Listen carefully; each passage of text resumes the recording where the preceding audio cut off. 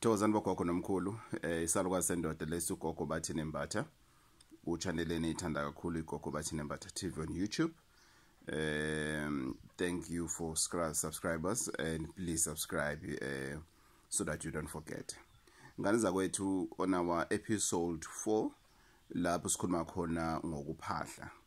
Today ngane zakwethu I would love us to talk about things that deserve ukuphahlelwa, things that you must phahlela for, and things that you don't have to phahlela for.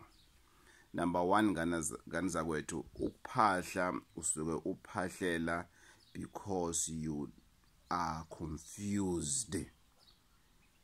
Ikhanda lididekile, you don't longer know what to do. Uye kugogo wakutshela okunye, uGogo Bathini Mbatha wakutshela okunye, uye kusibanibani wakutshela okunye, waye kusibanibani wakutshela okunye, and everything.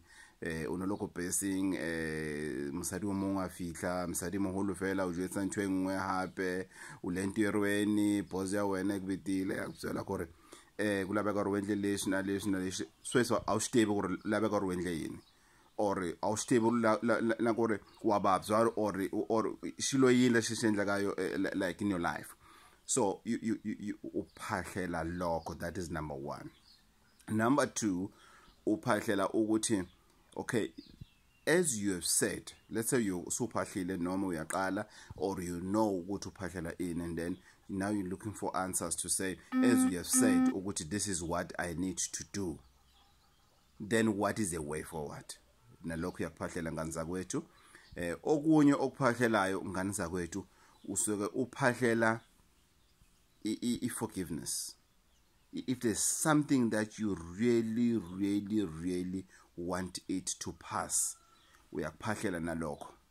Ngoba uma njengoba sishilo ukuthi uphahla ngoba unabantu abadala noma kuthiwa nemimoya noma kuthiwa wazale wembethe nje awumani uphahle nje. Ukuphahla is not for everybody ngane zakwethu. Babe sikhohlise isizwe if ever singathi everybody ufanele ukuthi aphahle and everything. Kuyophela amakhandlela ezitolo kanti sidlala ngani? Kuphahla abantu abanobizo. So sometimes ubizweni lwakho actually all the time uma unabantu abadala unobizo akufuneki kube namagqubu, akufuneki kube nezinto, akufune inhliziyo yakho uyenze isitamkoko iswirish ukuthi lapha where you keep every rubbish in your heart. So nalokho ufanele ukuthi ukwazi ukuthi ukuphahlele. And uma umntwana wethonga akufuneki ukuthi ube nenhliziyo embi, akufuneki ukuthi ube nokuthakathi, ube nokuhleba. If you have that thing in your life, kuphahlele lokho. Nolaka futhi uyakwazi ukuthi uhambe ukuthi uyophahla, uphahlele ulaka. Enye into that is very important uma umntwana idlozi uma ufuna ukuphahla usuke uphahlela ukuthi ngiyezwa ukuthi nithi ngenze lo msebenzi, angiphikisane nani, kodwa ngithi angiguqele namhlanje phambi kwenu ngane ngale yakhombo leyana esikhulume ngayo on episode 3. That comment is very important. Uyakwazi ukuphahla ngayo le yakhombo leyana uthi ngicela ningephi umsebenzi, ngicela ninike umyeni wami umsebenzi, ngicela niphe ingane yami umsebenzi, ngicela umendo, ngicela ingane, angiphikisane nani, ngilinde nina mina uthi nje ngenzeni. Lapho ngoba ngisalindile ngicela ingane, ngicela umendo, ngicela ukuthola umsebenzi, izinto ezifana lezi. Kade ngisebenza kule nkampani lena angikhuli, there's no growth. Kodwa lokhu ngizwa kuthiwa nginabantu abadala, ngiyabona impela ukuthi bayangithanda kodwa imali anyuke, izinto ezinjalo azenzeki. Ngoba unabantu abadala wena kusho ukuthi kunabantu abaphethe impilo yakho beyond ithongo elisuke liphethe, kunomnikazi womsebenzi okuwena okuyena ophethe umsebenzi wakho. So ngane zakwethu, those are the reasons why kufanele ukuthi uyophahla. And many other reasons, I cannot know all of the reasons, but all I'm trying to say, actually I'm not trying to say, all I'm saying is you uphahla ngoba kunesizathu sokuthi uphahle, and you prepare for ukuphahla. Ukuphahla uyazenzela whether you are a male or female, whether you are young or old, because mona abantu abadala you don't have an age. Ayikho ingane edlozini, ayikho ingane enabantu abadala, ayikho ingane nesiphiwo. Ingakho ngisho ingane encane sibiza ngogogo, ingane endala sibiza ngogogo, kuyafana ugogo noma umkhulu. So ngane zakwethu, those are the things that we can do mokuthiwa uyophahla uphahlela izinto eziningi. So today's series is very simple.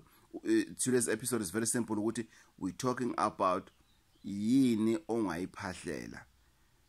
Thonga lami angisa-understand ngaphupha ugogo ethi sometimes idlozi lakho liya confuse qhamuka isalukazi sithi qhamuka omunye uthi ngani zakwethu ngiyacela let's make sure ukuthi masiphahla ngixolise ngokuphazamiseka masiphahla sometimes siphahlele nokuthi there's a confusion ebonakaliseni zwakho omunye uzana lokho kunye omunye uzana lokho kunye nalokho uyakuphahlela ukuthi ucela iclarity Gogo Bathini Mbatha 083 533 9183 083 533 9183 Gogo Bathini Mbatha thola lempangeni angilaphi ngeWhatsApp ngani zakwethu. If you really want help you will come to me. If you don't want help you'll always phone me and need advices over the phone, and you'll never make an effort ukuthi uhambe uye noma ubani umelaphi indabuko, and your life will remain exactly that way, whether it's good or bad. Ngani zakwethu inkosi ithela umusa. Look forward for episode 5, which is our last episode. I still remember that I've also promised you a bonus episode. Ngani zakwethu inkosi ithela umusa. Maluchu, please subscribe.